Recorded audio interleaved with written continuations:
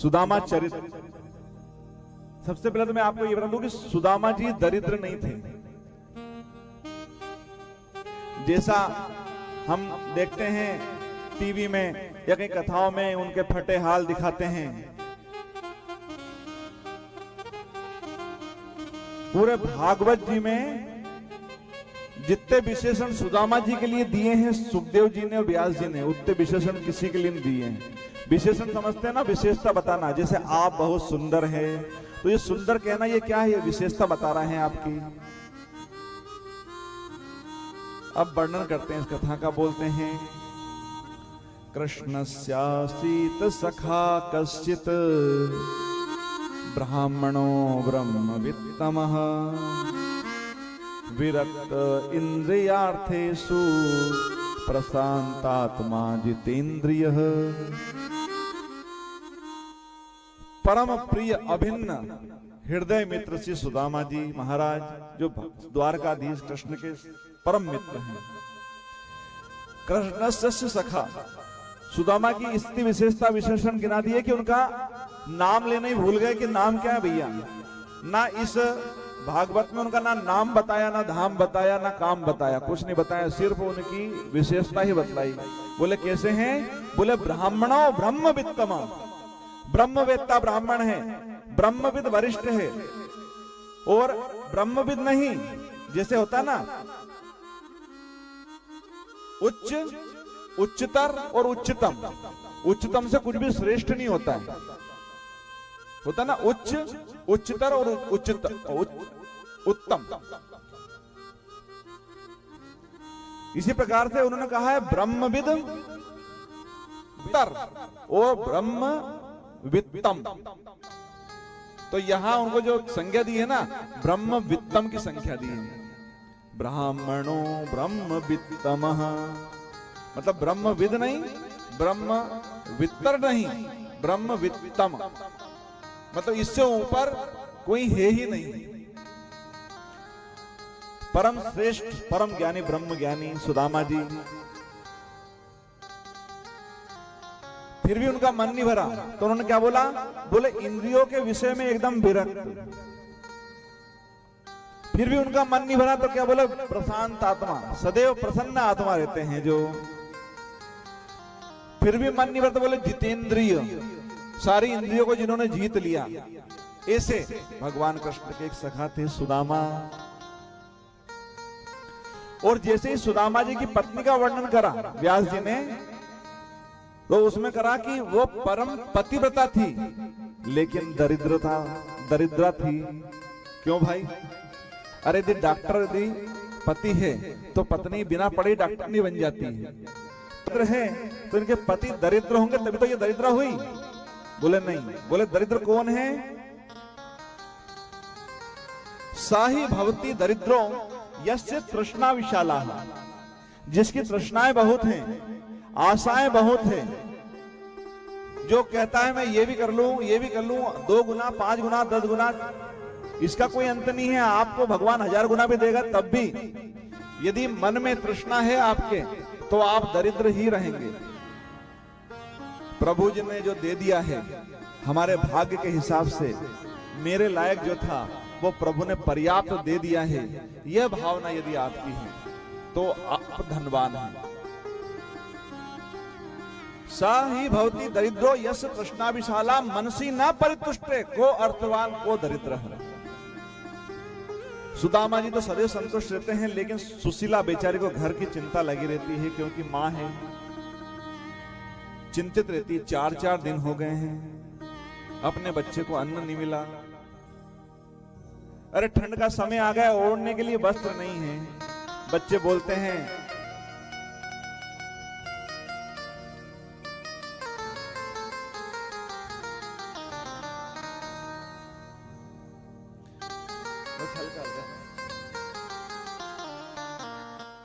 बोले मां भूख लगी है।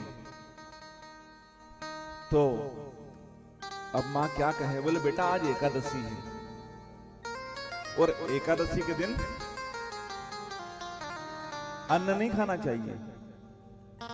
बोले ठीक है। भाई पास में सुदामा जी बैठे हुए थे, बोले माँ ठंड भी लग रही है। बोले अच्छा ठंड लग रही है? बोले ठीक है। अब वहां पे नित्य कर्म होता था सुदामा जी के यहाँ पे, नित्य नैमित्तिक जो कर्म थे, हवन पूजन वो होता था। अब जो हवन की जो राख थी ना, जैसे भी यहाँ पे अपने राख दिख रही है, तो बोले अच्छा बेटा ठंड लग रही है। और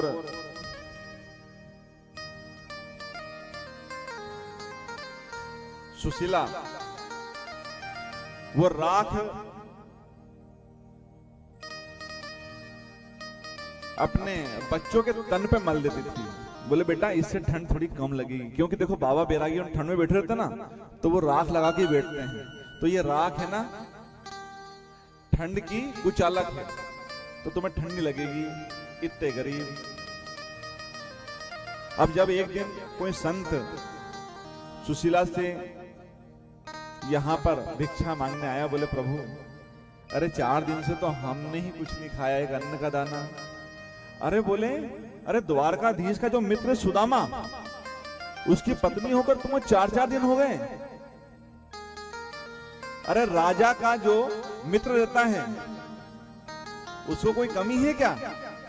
अच्छा बोले मेरे पतिदेव द्वारकाधीश के मित्र हैं। अरे परम मित्र हैं। अरे उज्जैन में 64 दिन साथ रहे और परम सखा है। बोले अच्छा। तो जैसे ही संत से पता चला तो धीरे से आगे सुदामा के पास, बोले प्रभु अरे मैंने सुना है द्वारकाधीश आपके मित्र हैं।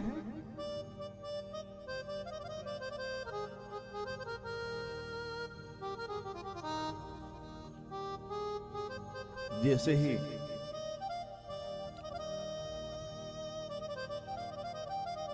सुदामा जी ने नाम सुना द्वारकाधीश, अरे बोले वो मेरा परम मित्र है। और भैया देख सुशीला हम बहुत प्यार से रहते थे और मेरा इतना सम्मान करता था वो ब्राह्मण के रूप में। तो बोले प्रभु दास्यति द्रविणम भूरी सीद तेते कुटुंबिने, यदि उनसे मिलने चल जाओ तो कुछ द्रव्य वो दे देंगे। तो सुदामा जी कहते हैं अरे मेरे मित्र से बरसों बाद मिलने जा रहा हूं, तो क्या दरिद्रता रोने जाऊंगा उसके पास, कुछ मांगने जाऊंगा? मर जाऊं पर मांगू नहीं। सुशीला जी को लगा भैया ये तो बड़े आदर्शवादी जाएंगे तो है।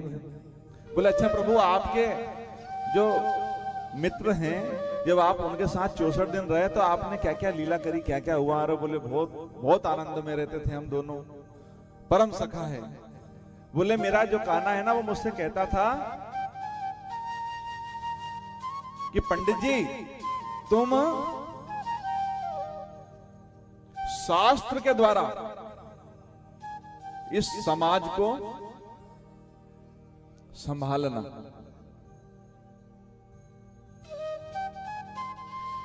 शास्त्र के द्वारा सुना सुनाकर उनका जो मन है वो प्रभु में लगाना।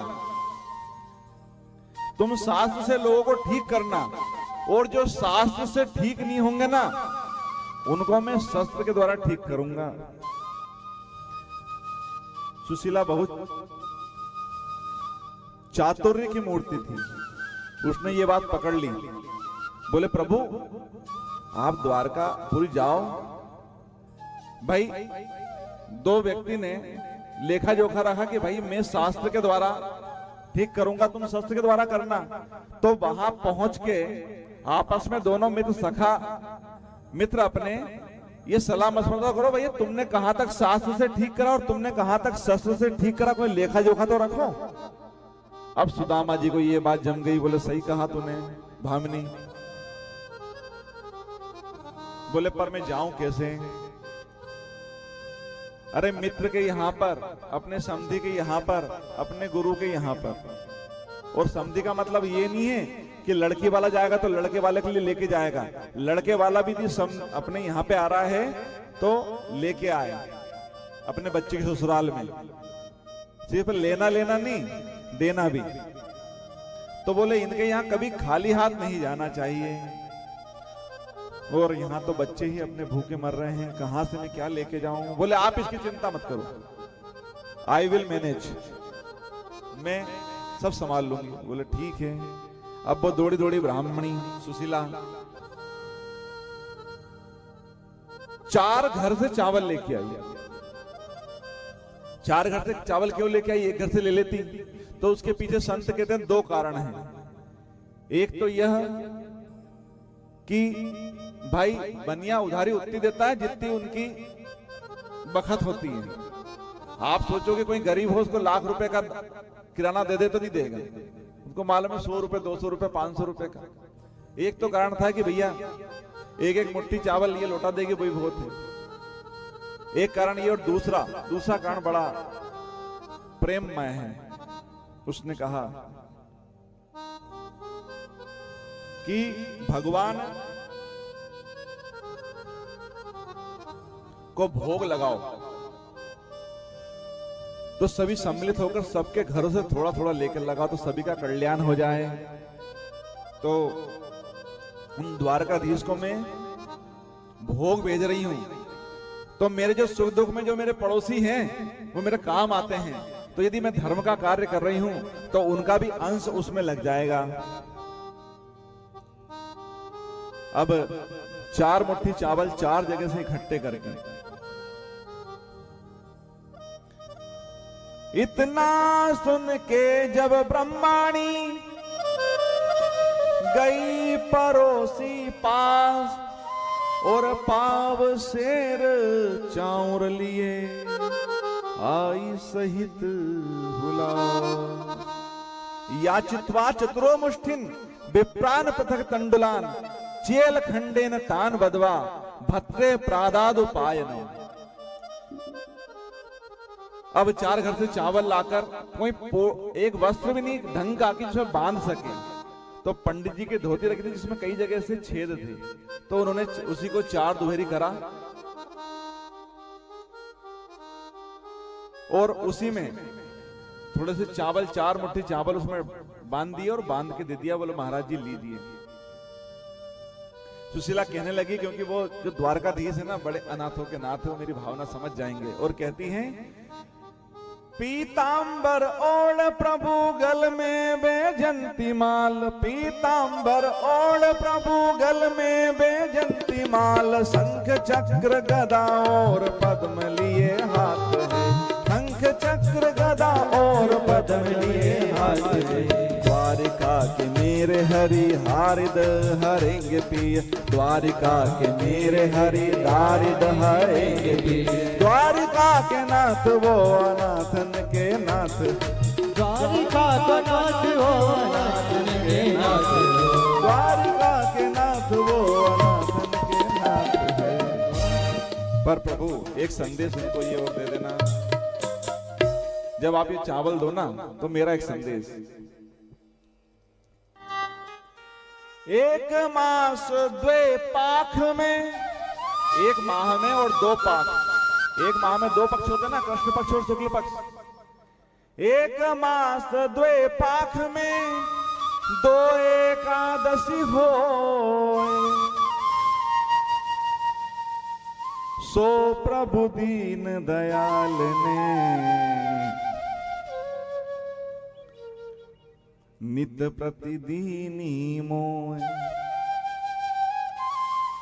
अरे हे गोपाल, आपके सभी उपासक वैष्णव महीने में 2 एकादशी करते हैं, पर प्रभु आपने तो सो प्रभु दीन दयाल ने नित प्रतिदीनी मोय। अरे मेरे यहां तो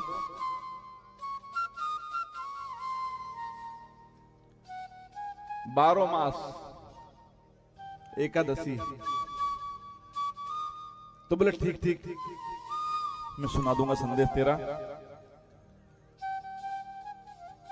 अब भक्त मिलने चले भगवान से, चले श्याम सुंदर से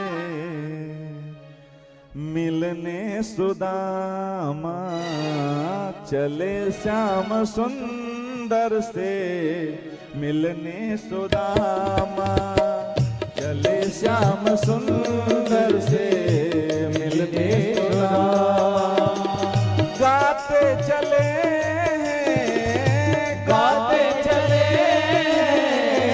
गाते चले हरि कृष्ण रामा, चले श्याम सुंदर से मिलने सुदामा, चले श्याम सुंदर से मिलने सुदामा, चले श्याम सुंदर से मिलने सुदामा, चले श्याम सुंदर से मिलने सुदामा।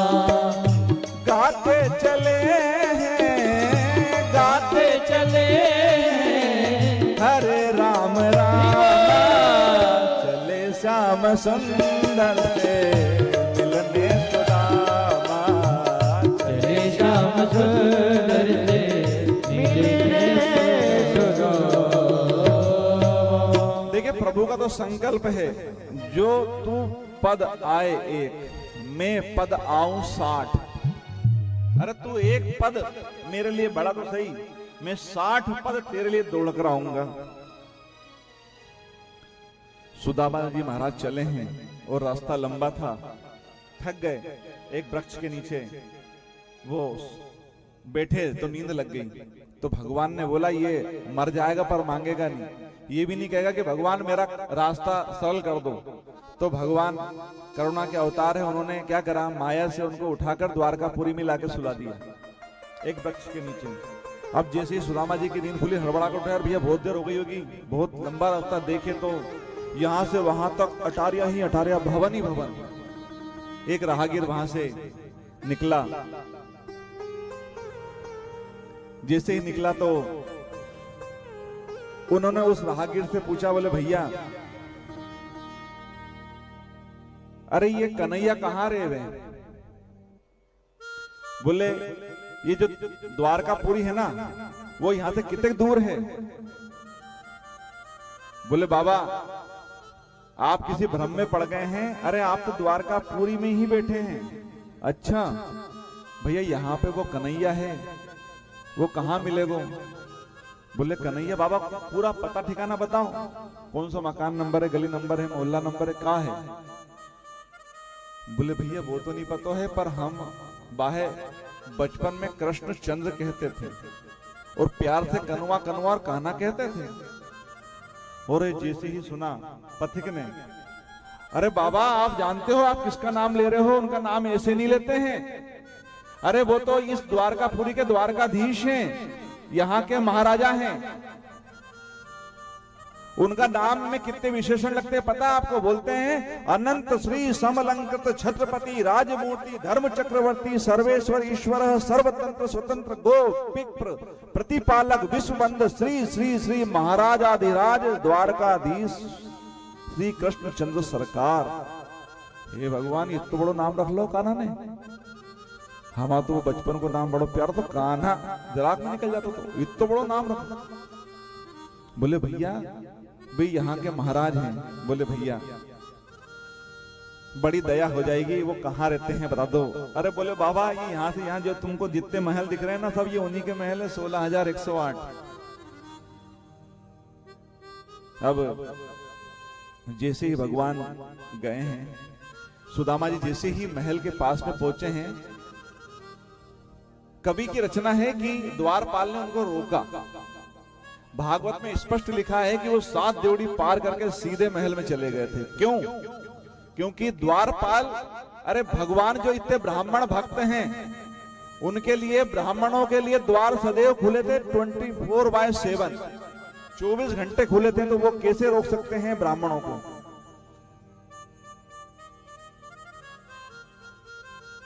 पर कवि ने जो भाव से जो सुदामा चरित कहा नरोत्तम जी ने, वो भी बड़ा अद्भुत है, तो हम उसी भाव को लेकर चलें। वो द्वारपालों के पास पहुंच गए, बोले भैया हमें आपके महाराज जी से मिलना है, आप उनसे कह दियो हम बचपन के सखा सुदामा मिलवे को आवे हैं। द्वारपाल भी अचंभित हो गया, बोले कैसी कैसी विभूति आती है, क्योंकि जो मैंने बताया आपको सुदामा जी दरिद्र नहीं थे, उनके दिव्य तेज उनके चेहरे से झलकता था कि ब्रह्म वित्तमा। अरे जो ब्रह्म का जिसके अंदर साक्षात्कार कर चुका हो, जिसके अंदर ब्रह्म बैठा हो, वो दरिद्र कैसे हो सकता है। द्वारपाल उसके रूप और वैभव को देखकर, उसकी जो तपस्या देखकर आश्चर्य में पड़ गए, पर उसके जब स्वरूप को देखा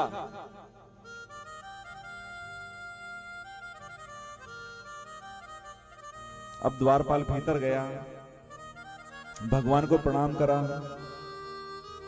बोले प्रभु मेरा जीवन बीत गया आपके द्वार पर मैंने आज तक ऐसे परम ब्रह्म से ओतप्रोत किसी संत को नहीं देखा है। बोले कैसा है, तो नरोत्तम जी का भाव देखते हैं।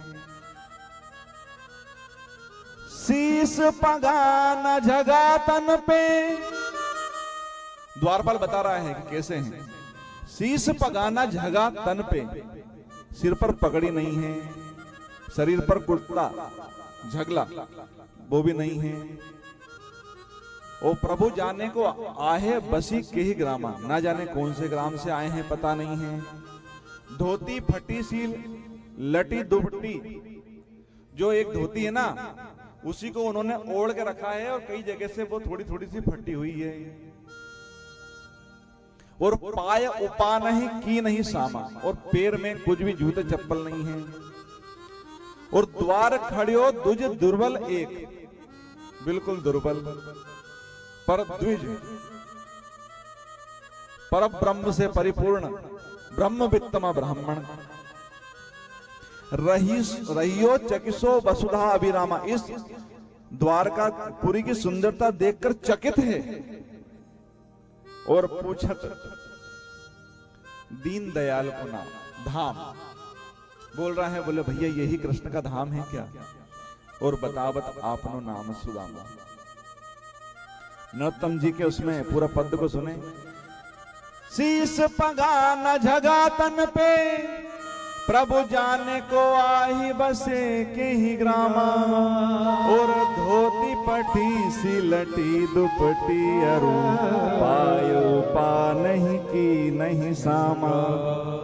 द्वार खड़ो द्विज दिरवल एक, रयो चक सो वसुधा अभिरामा। और पूछत दीन दयाल को धाम, बतावत आपनो नाम सुदामा। आइए भजन के रूप में से क्या कहते हैं भजन में।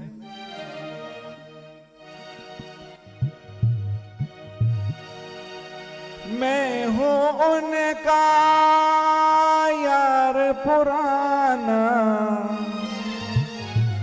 उनसे बिछड़े हुआ जमाना। याद मुझे उनकी आई है, अखियां मेरी भर आई है। मैं तो आया हूं इस दर पे, मिला दो अरे द्वार पालो, मेरे घनश्याम से तो मिला दो, मिला दो अरे द्वार पालो, मेरे घनश्याम से तो मिला दो, मिला दो अरे द्वार पालो, मेरे घनश्याम से तो मिला दो, मिला दो अरे द्वार पालो, मेरे घनश्याम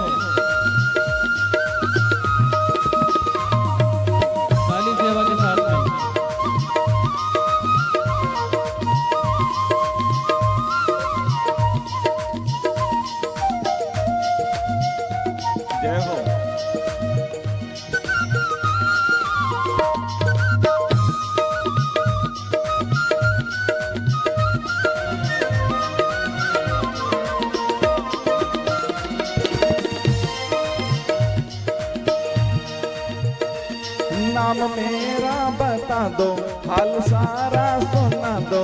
नाम मेरा बता दो, हाल सारा सुना दो। नाम मेरा बता दो, हाल सारा सुना दो। नाम मेरा बता दो, हाल सारा सुना दो। उनसे कह दो कि द्वारे सुदामा खड़ा। उनसे कह दो कि द्वारे सुदामा खड़ा। इतने में वो जान ही लेंगे, इतने में वो जान ही लेंगे। इतने में वो जान ही लेंगे। इतने में वो जान ही लेंगे। बस मुझको पहचान ही लेंगे। बस मुझको जान ही लेंगे। मैं तो आया हूँ इस दर पे, मिला दो अरे द्वारे घनश्याम से अब मिला दो। मिला दो, मिला दो, मिला दो, घनश्याम से तो मिला दो।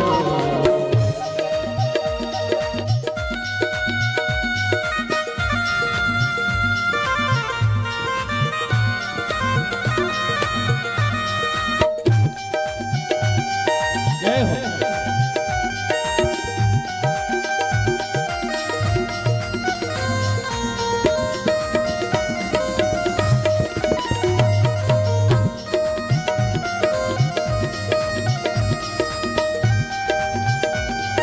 जय हो परम मित्र सुदामा, द्वारका दिवस।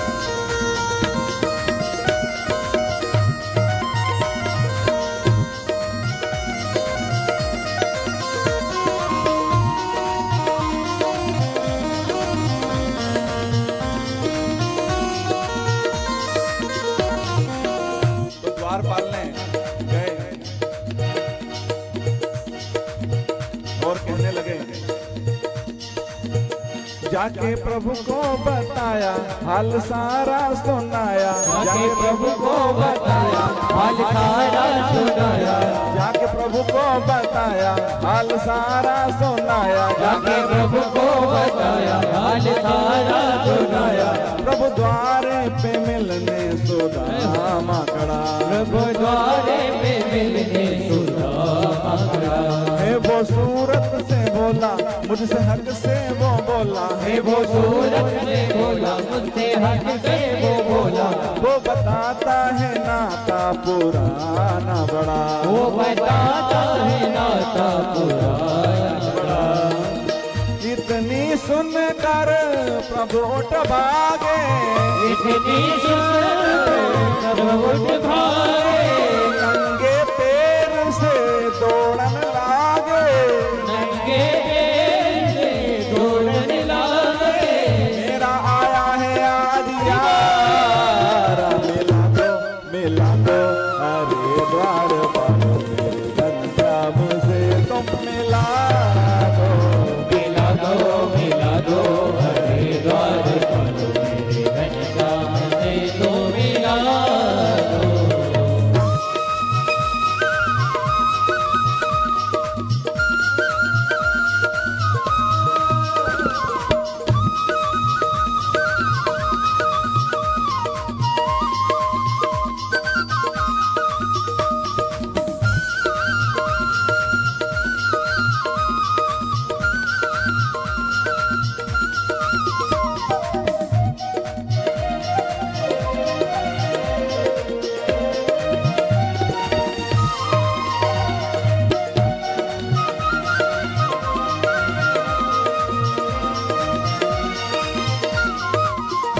दुर्दशा जो सुदामा की देखे कनाई। दुर्दशा दो सुदामा देखे कन्हई।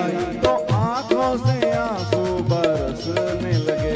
तो आंखों से आंसू बरसने लगे। सिंहासन पे बिठा के थोड़ा ढाढ़स बंधाया। सिंहासन पे बिठा के थोड़ा ढाढ़स बंधाया।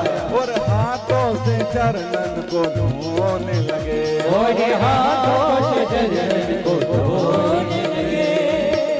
इतने दिन तू क्यों दुख पाया, इतने दिन क्यों दुख पाया, क्या तुझको मैं याद न आया, क्या तुझको याद न आया, तूने दुखाया दिल मेरा, मिला तो हरे द्वार पर घनश्याम से अब मिला दो, मिला दो हरे द्वार पर मेरे घनश्याम से तुम मिला दो, मिला दो हरे द्वार पर मेरे घनश्याम से तुम मिला दो,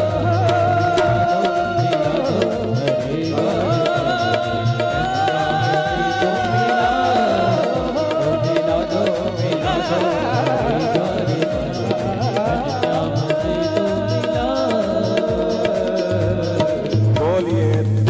बंधु भगवान की जय, दीन वत्सल भगवान की जय, भक्त वत्सल भगवान की जय। जो प्रभु के कान में सुदामा नाम पड़ा, भगवान अपने सिंहासन कर कूद कर दौड़े, पीतांबर नीचे गिर गया, पादुका पहनना भूल गए, दौड़ने से वैजंती माला गिर गई, मुकुट तक गिर गया, आंखों में अश्रुओं की धारा लिए दोनों भुजा पसारे सुदामा सुदामा पुकारते।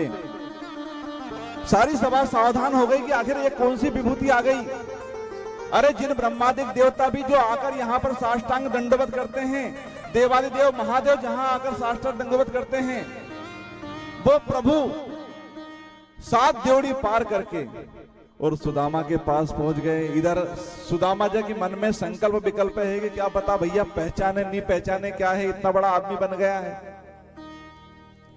पर जैसे ही भगवान लपक कर दौड़कर भुजा पास में हृदय में कसकर सुदामा जी को पकड़ लिया और जैसे आनंद के सरोवर में सराबोर हो गए, निमग्न हो गए। बहुत देर तक दोनों चिपके रहे। भुजा पास में भगवान ने कसकर सुदामा जी को पकड़ लिया और फिर सने सने उनको अपने सुधर्मा सभा में लेकर आए और जो सबसे सर्वश्रेष्ठ सिंहासन था जो भगवान कृष्ण का था उस पर बिठा दिया। अब ऐसी सुधर्मा सभा जो अलंकारों से विभूषित है और इतनी चमकीली है, वहां पर एक कोई गरीब व्यक्ति यदि पहुंच जाए तो किसी चकाचौंध से वो सहमा सा महसूस करता है।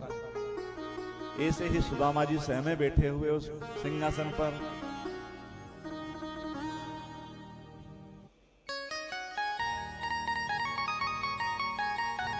भगवान नीचे बैठ गए।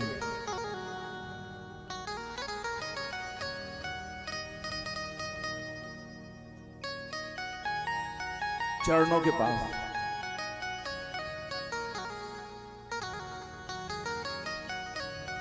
और पीतांबर लेकर पैरों की धूल झड़कने।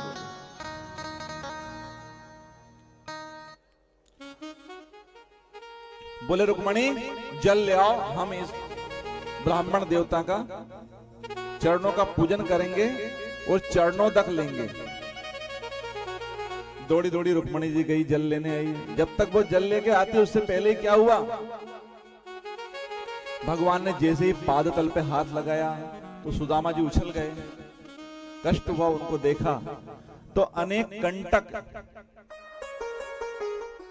उस पैर में गड़े हुए थे, कंटक विद्ध पैर थे। चलने के कारण कई फपोले आ गए थे उसमें, जो फूट कर उनमें भी कंकर घुसने लगे थे, मिट्टी घुसने लगी थी। प्रभु उसके दैत्यता को देखकर प्रभु ने अपनी दोनों आंखों से गंगा और जमुना की धारा बहाने दी। कहते हैं एक तरफ से भगवान ने करुणा के रूप में रोए हैं,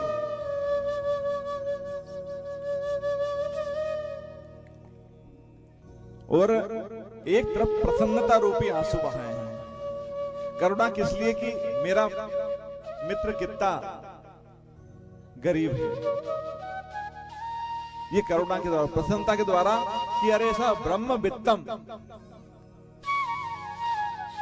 भगवत भक्त का मैं चरण प्रक्षालन करूं। भगवान की आंखों से गंगा जमुना बहने लगी और नरोत्तम जी ने बड़ी सुंदर, इसमें सुदामा चरित्र में कहा गया है, नरोत्तम जी ने जो कहा है सुदामा चरित्र अद्भुत।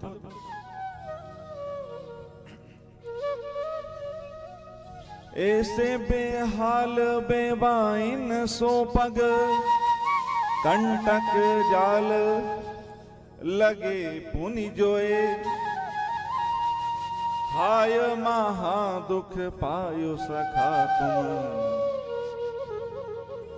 आए इते ना किते दिन खोए। देखी सुदामा की दीन दशा, करुणा करके करुणा निधि रोए, और पानी परात को हाथ छुओ नहीं, नैनन के जल से पगु धोए। व्यास जी कहते हैं प्रीतो व्यह मुंच दब बिंदुन नेत्राभ्याम पुष्कर क्षण।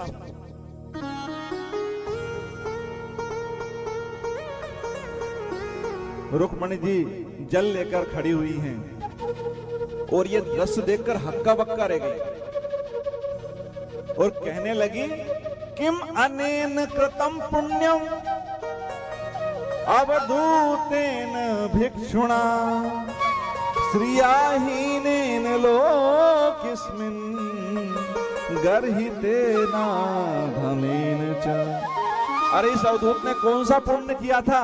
अरे सारा जगत का मेरा जगदीश्वर के चरण कमलों की जो रच चाहता है सारा जगत, वो इसके चरणों में बैठकर चरण रज और अपने आंखों के आंसुओं से चरण धो रहा है। इसके समान भाग्यशाली कौन पुण्यात्मा? आज सारा जगत सुदामा जी के सौभाग्य की सराहना कर रहा है।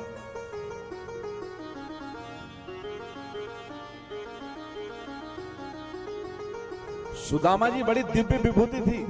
अब आप समझ सकते हो जो जगत ईश्वर, जो जगत का पति है, वो बैठकर उनके चरणों में अपने आंखों से, आंखों के जल से जिसके चरण प्रक्षालन कर रहा हो, ऐसा सुदामा गरीब हो सकता है क्या?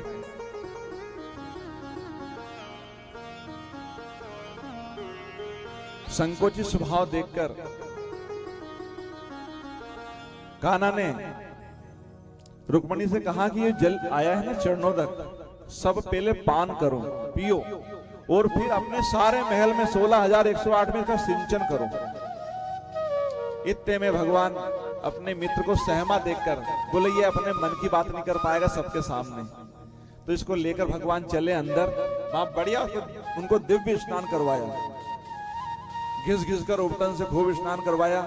उसके बाद अच्छे वस्त्र और आभूषण, जैसे भगवान ने पहने थे वैसे आभूषण और वस्त्र भगवान ने दिए, और लाकर रुक्मणी जी के कक्ष में, जिस कक्ष में और कोई नहीं जा सकता था, कृष्ण द्वारकाधीश और रुक्मणी जी के अलावा जिस कक्ष में कोई नहीं जाता था, उस कक्ष में सुदामा जी को लेकर गए।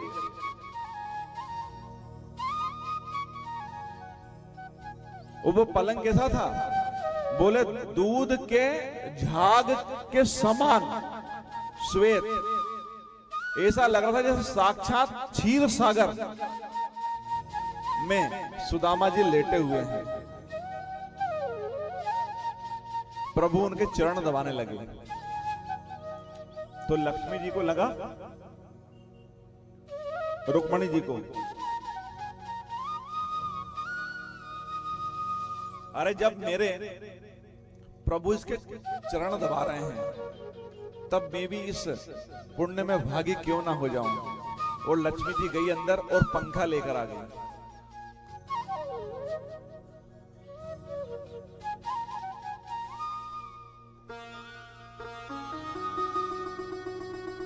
बड़े भाव से दोनों, जगत के ईश्वर और जगत की मां सुदामा जी लेटे हुए हैं और सेवा कर रहे हैं।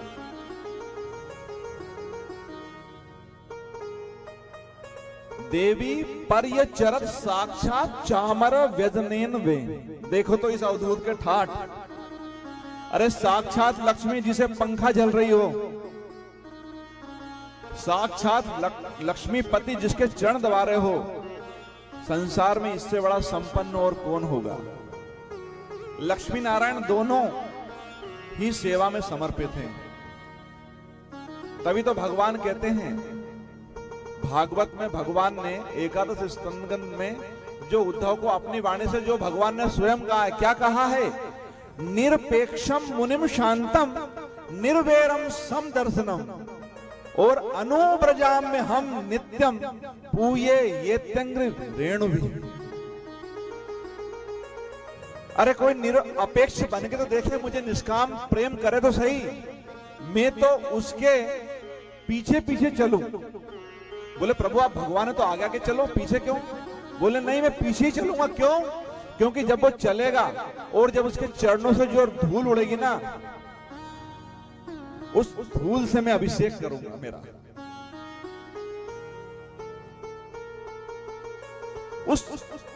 उस रज से मैं नहाऊंगा, उस भक्त के चरणों की रज से मैं नहाऊंगा। पर कोई निरपेक्ष बन के तो देखे, क्योंकि निरपेक्ष क्या, हमने कितनी अपेक्षाएं पाल रखी हैं।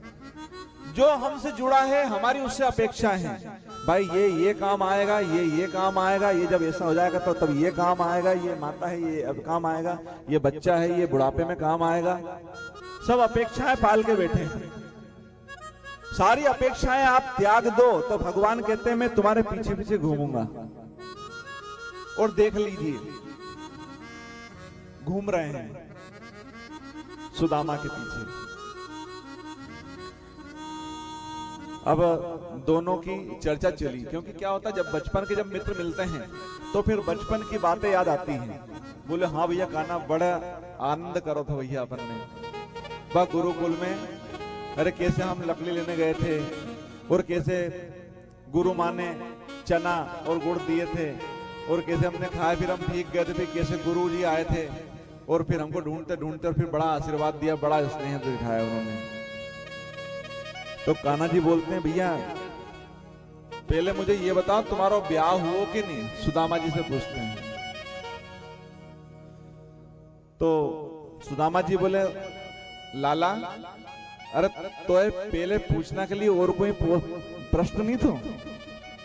शर्म आने लगे। बोले भैया मेरा ब्याह होगा और बड़ी जैसों को नाम है नहीं वैसी धर्म पत्नी मिली सुशीला, जिसमें सुधनशील, जो बिल्कुल शीलवती एकदम गाय के जैसी है और हर कार्य में सुशील है।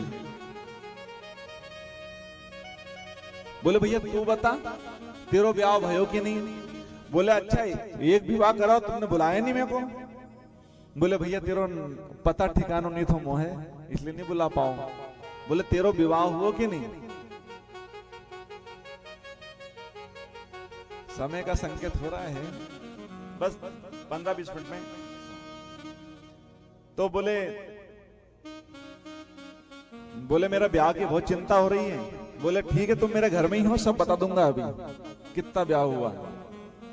अब यहां बहुत बात हुई, गुरुजी की बात हुई, पूरे गुरुकुल की बात हुई। मतलब सिर्फ सुदामा चरित्र यदि अपन बताने बैठे ना तो सिर्फ आज की कथा सिर्फ सुदामा चरित्र मतलब 3-4 घंटे चाहिए सिर्फ सुदामा चरित्र कहने के लिए। इतना गूढ़ रहस्य भी है, इतना प्रेम, इतनी करुणा इस चरित्र में है। बोले भाभी कैसी है? बोले बढ़िया है। बोले भैया तेरी भाभी ने तो भेजो मेरे को। अच्छा बोले भाभी ने भेजा हो तो कुछ भेजा भी होगा, भेजा है तो फिर भेजा होगा कुछ साथ में, कुछ रखा होगा। अब उनके धड़कन तेज हो गई। बोले भैया 4 घर के मांगे तुमने चावल हैं, 4 घर के मांगे यदि चावल रहते तो अलग अलग नहीं दिख जाते हैं कि अरे ये अलग अलग 4 जगह से मांग के लाया है। और कहा ये तो द्वारकाधीश के जो महल हैं और कितना बड़ो पलंग और सब वैभव देख के और उन्होंने जो पोटली थी उसको और दबा ली। बोले भैया हमारे पास कुछ क्या रखा है जो हम तेरे ताए लाते हैं? बोले देखो ऐसी बात मत करो, लाए हो तो बताओ, नहीं तो कोई बात नहीं। बोले नहीं लाला कुछ नहीं लाया हूं मैं तो। बोले अच्छा पर ये मैं देख रहा हूं जब से मैं तुम्हारे पैर दबा रहा हूं तुम ये हाथ बहुत टाइट करके रखे हो, क्या बात है? बोले कुछ नहीं भैया अब इतनी दूर लंबे दूर से आए हैं तो हाथ और पैर में थोड़ा सा थकान हो। अरे बोले पहले बताना चाहिए, इतनी देर से मैं तुम्हारा पैर दबा रहा हूं, अरे दर्द तुम्हारा हाथ में है और दबा रहा हूं पैर। अरे नहीं भैया कन्हैया हाथ मत लगाइयो, कन्हैया तू हाथ मत लगाइयो भैया मेरे। ये हाथ को हाथ मत लगाइए कन्हैया। और इतने में ही भगवान ने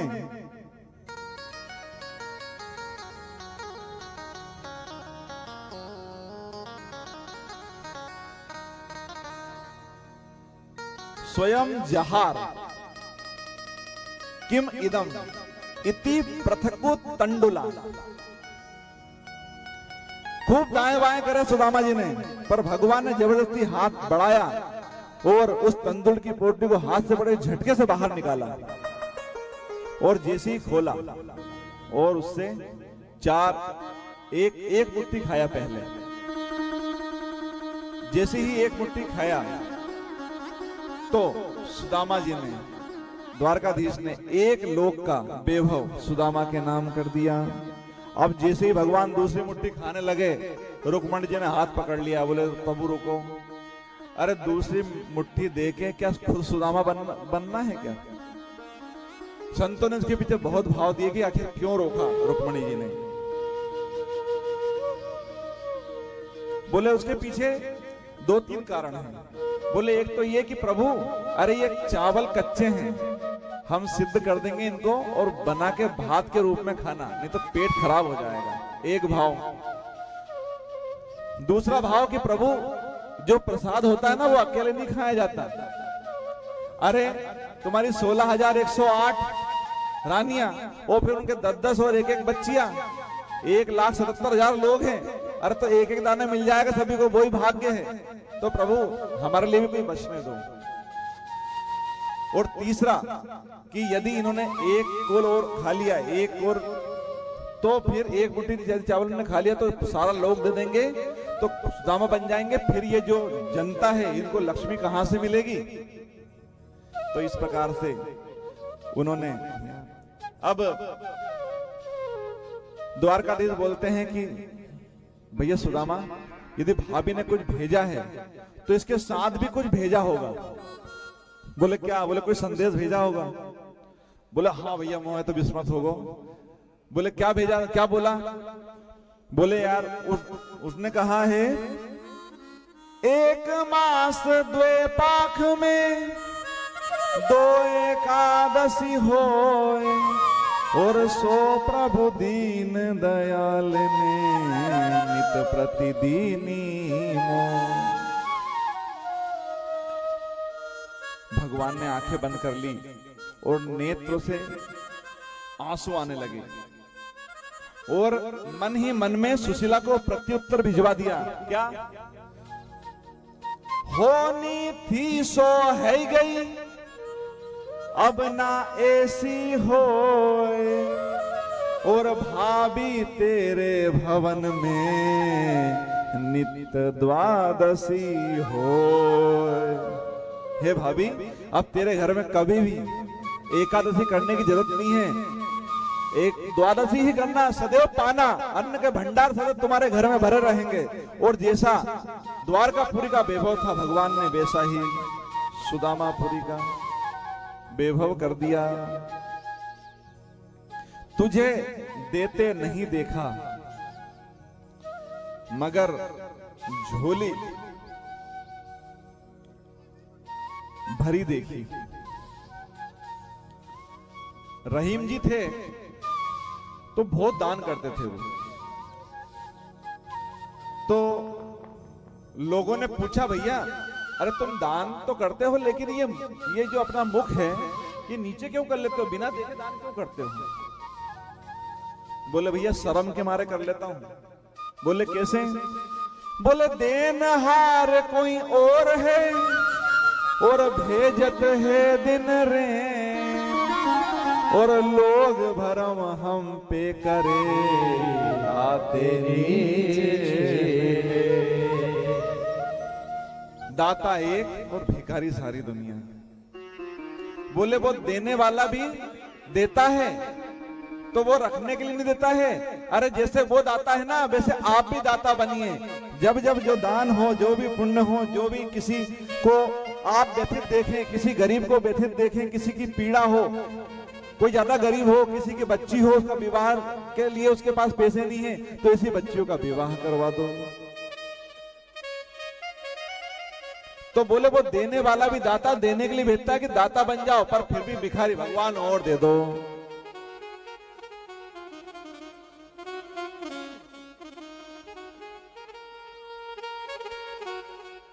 अब बोले भैया आप बता तेरी शादी हुई कि नहीं? बोले रुको बताता हूं।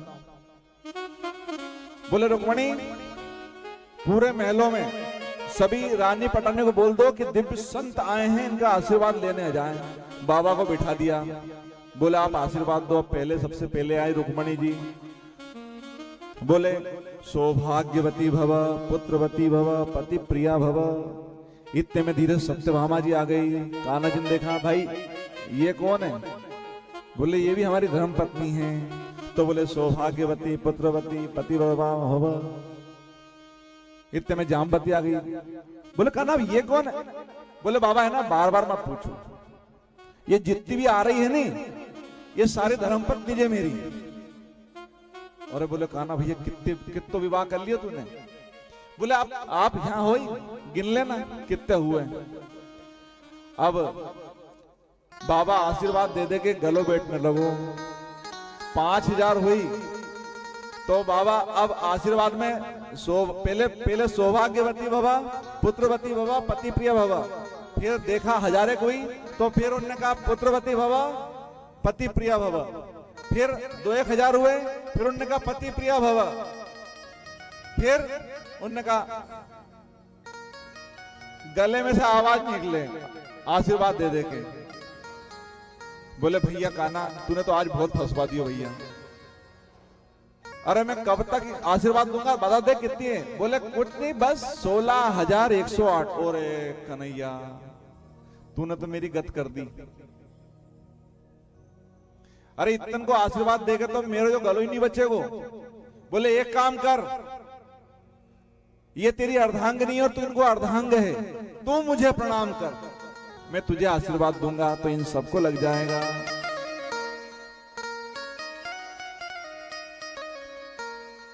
सोचिए उस अवधूत का तप, जो ईश्वर से खुद कह रहा है कि तू मुझे प्रणाम कर। और इस प्रकार से उन्होंने, भगवान ने वहां प्रणाम करा और सुदामा जी ने आशीर्वाद दिया। अब सुदामा जी को घर की याद आ गई कि देखो मैं यहाँ पर महलों में 56 भोग ले रहा हूँ और मेरे बच्चे वहां पर भूखे हैं। तो कहते हैं सुदामा जी रुके नहीं बिल्कुल भी। सब बचपन की चर्चा हुई, सब आशीर्वाद दिया। आप जैसे चलने लगे बोले भैया कान्हा अरे कछु तेरी भाभी से कहनो है का? कोई संत कहते हैं कि यहाँ पर सुदामा जी के मन में विचार आया कि भैया ये इतनी आवभगत हो गई पर लेने देने की कोई बात हुई नहीं। सुशीला ने तो मेरे को यहाँ लेने ही भेजा था और जैसे ही वहां जाऊंगा तो बैठी होगी कि कुछ नहीं तो कम से कम मेरे लिए साड़ी तो लेके आएंगे, पर यहाँ तो देने लेने कोई नाम ही नहीं। बोले ठीक है जो इनने वस्त्र पहना है ना तो ये कीमती वस्त्र है, यही पहन के चल जाऊंगा तो यही देके कुछ दिन का गुजारा हो जाएगा। तो कान्हा जी मन में विचार करने लगे बाबा की बुद्धि भ्रष्ट हो रही है। बोले अरे रुको सुदामा, यहाँ रास्ते से जाओगे बहुत सारे चोर डाकू रहते हैं, ये लूट लेते हैं अब अमूल्य चीज। बोले द्वारपाल इनके जो कपड़े थे लाके दे दो। वापिस वो कपड़े लाके उनको पहना दिया, अपने सारे वस्त्र आभूषण ले लिए। सुदामा जी बोले वाह भैया। पर सुदामा जी एक तिल के बराबर भी धन लेने की इच्छा से नहीं आए थे, इसलिए उनके मन में कोई पीड़ा नहीं हुई। क्योंकि यदि आप अपेक्षा करोगे कि ये मेरे लिए ऐसा करेगा और यदि वह नहीं करेगा तो दुख होगा, और यदि आपसे अपेक्षा ही नहीं है और यदि वो कर देगा तो अति प्रसन्नता होगी। इसलिए किसी से अपेक्षा नहीं करना अपने संबंधों में भी कि ये मेरी माँ है, ये मेरी बहन है, ये मेरा भाई है, ये मेरे मामा है, ये मेरे नाना है, ये ऐसे करेंगे। यदि आपने अपेक्षा छोड़ दी तो सबसे सुखी रहेंगे आप। अब जैसे ही चले हैं सुदामा जी, वो उनके दिव्यता को, उनके भव्यता को, उनके प्रेम को मन में कर रहे हैं। क्वाहम दरिद्र पापी हान क्वा कृष्ण श्रीनिकेतन ब्रह्म बंधु रीति तस्मा बाहो व्याम परिवृत। ऐसे कहकर वो अपने सुदामापुरी की ओर गए। और जैसे ही सुदामापुरी गए तो वहां देखा तो झोपड़ी नहीं, वहां देखा तो महल खड़ा हुआ है। सुदामा जी बोले भैया ये कौन से राजा ने महल बना दिया? अरे महल बनाया तो बनाया, मेरी सुशीला कहां गई? झोपड़ी तो ठीक है दूसरी बना लूंगा मैं। अब वो उस महल के आसपास घूमने लगे। मंदिर देख डरे रे सुदामा, मंदिर देख डरे। समय की वो है इसलिए जैसे ही महल की ओर देखा तो अटारी से सुशीला ने देख लिया कि अरे हमारे प्रभु आ गए हैं, तो 16 श्रृंगार करके उस थाली लेकर और आई, और जैसी आई तो उनको लगा कोई महारानी होगी, तो वो सुदामा जी हट गए और जाके जैसे देखा तो उनको आरती उतारने लगी। अरे बोले महारानी जी मेरी आरती। बोले वाह ऐसे मित्र से मिलवे गए हो कि घरवाली को भूल गए। अरे सुशीला तू, अरे अरे सोने की थाली, अरे श्रृंगार, अरे सोने के आभूषण, अरे ये कैसे? बोले वो द्वारकाधीश ने नहीं बताया? बोले मेरे को तो नहीं बताया। बोले सब ये उन्हीं ने करा है। तो कहते हैं जैसे द्वारकापुरी बसी वैसी उन्होंने सुदामापुरी बसा दी।